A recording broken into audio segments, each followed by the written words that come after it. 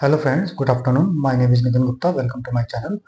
आज की video basically मैं उन लोगों के लिए लाया हूं जिसके पास इंडिया बुल हाउसिंग फाइनेंस के स्टॉक हैं। रिसेंटली कंपनी ने कुछ अनाउंसमेंट किए थे राइट इशू को लेकर। उसी की डिटेल को एनालिसिस करेंगे और देखेंगे उसमें क्या करना चाहिए। चलिए चलते हैं, टाइम वेस्ट ना करते हैं, सीधे स्क्रीन के ऊपर।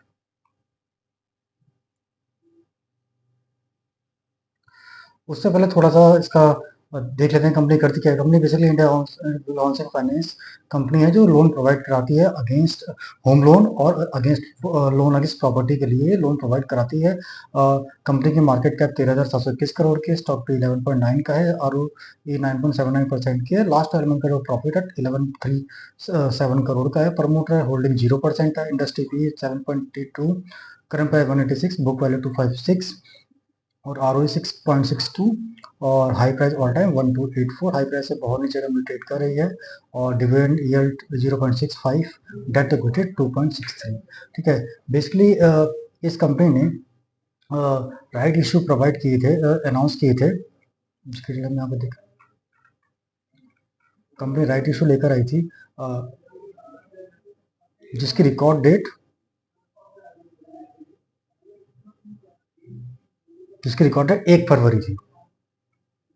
जिसकी रिकॉर्ड 1 फरवरी थी। बेसिकली राइट इशू होता क्या है? राइट इशू जो कंपनी लेकर आती है वो इस दो कारण से लेकर आ सकती है। या तो उसके पास कोई डेट है उसको क्लियर करना हो, या फिर कंपनी एक्सपेंड अपने आप को एक्सपेंड करना चाह रही है और नया फंड रेज करना चाह रही है, मगर वो नहीं चाहती है कि नए इन्वेस्टर आए और वो पुराने जो existing stock holder share holder होते हैं उन्हीं को वो अपने बाकी के शेयर ऑफर करती है डिस्काउंटेड पर।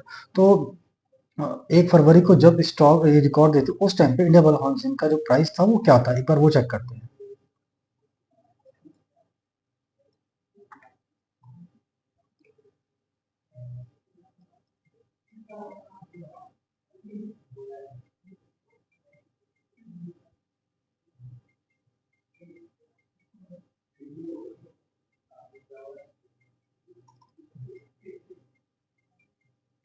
ये प्राइस था, तो ओपन हुआ था 196 पे हुआ था और जो क्लोज हाई लगा है 200 टू हेड का, जो क्लोज हुआ था 193 के अराउंड क्लोज हुआ था।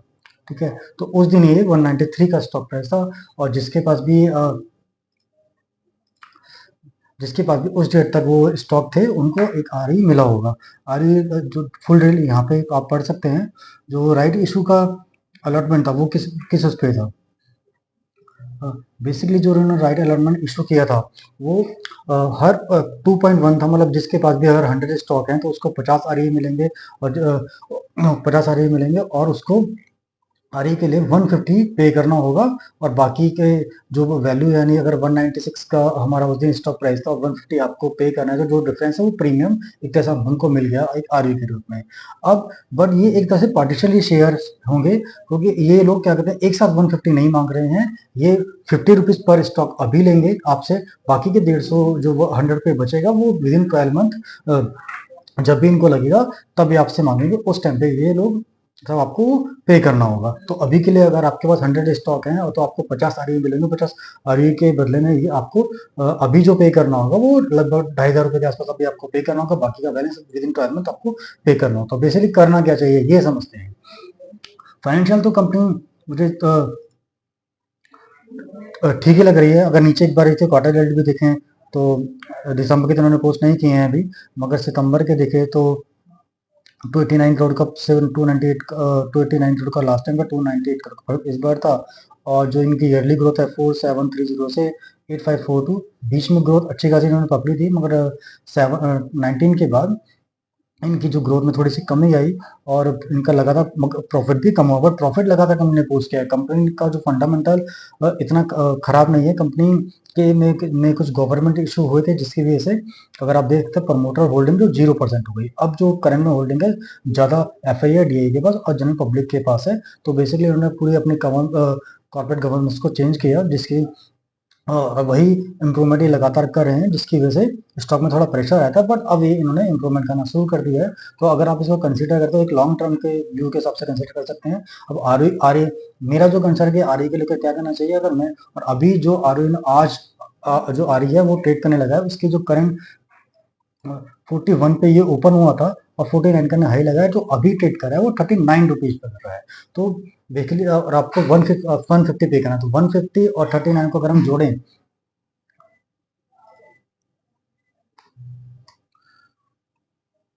150 प्लस 39 को जोड़े 189 की वैल्यू आती है, ठीक है। और जो आई इंडिया वाला हाउसिंग का जो एक्चुअल में प्राइस चला है वो 185 है, तो ऑलमोस्ट तो हमें स्टॉक प्राइस मार्केट से सस्ता, मार्केट में सस्ता मिला है। तो मेरे अकॉर्डिंग तो इसको जो आ रही है इसको सेल कर देना चाहिए। अगर आपको 50, आपके पास 100 स्टॉक है तो आपको 50 आ रही मिले तो ऑलमोस्ट 2000 रुपीज यहाँ से आपके को मिल जाएंगे। और अगर आपको क्या कहते हैं और इसमें और होल्डिंग बढ़ानी है तो आप क्या कहते हैं बाकी पैसे ऐड करके इसमें directly India bull housing finance के स्टॉक खरीद सकते हैं, क्योंकि खरीद सकते हैं वो क्या कहते हैं नॉर्मली शेयर हैं, क्योंकि जो हमें क्या कहते हैं आरई स्टॉक मिले, आरई स्टॉक मिलेंगे वो नॉर्मल स्टॉक की तरह ट्रेड अभी नहीं होंगे, वो नॉर्मल स्टॉक ट्रेडेड तब होंगे जब वो उनका 1 साल जब हो जाएगा, उसमें जब हम टोटल इसका अमाउंट पे कर देंगे।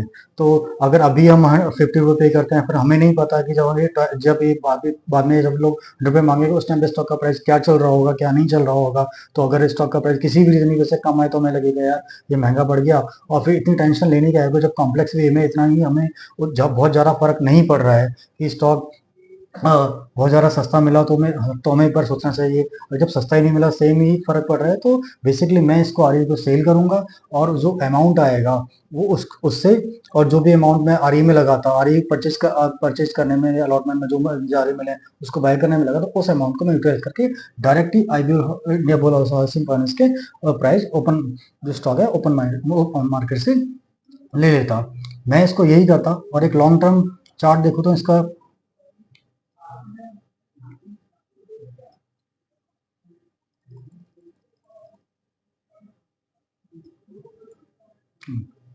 फ्रेंड चार्ट देखो तो लगातार कंपनी काफी बॉटम में है, बट इसको अगर प्राइस में स्टॉक में अगर होल्डिंग बढ़ानी है तो एक लॉन्ग टर्म हमारा जो व्यू होना चाहिए वो लॉन्ग टर्म व्यू होना चाहिए, 3 to 5 ईयर, तभी हम इसमें पोजीशन में होल्डिंग बना सकते हैं। अगर आपको फ्रेश होल्डिंग करनी है और अगर आपका पैसा ऑलरेडी जो हमारी 5% की जो मैक्सिमम वो होती है, अगर अपने 5% पैसा ऑलरेडी एलोकेट किया हुआ है तो फिर तो आरई जो हमने आरई सेल किया उसका पैसा भी हमें किसी और स्टॉक में या फिर एज ए प्रॉफिट बुकिंग के रूप में लेना चाहिए, फिर और पैसा इन्वेस्ट नहीं करना चाहिए। अगर 5% से कम है तो हाँ हम आरई के पैसे और फालतू में और जो अमाउंट है उसका यूज करके इसमें और पोजिशन बना सकते हैं। बाकी डिसीजन वो आप ही का रहेगा।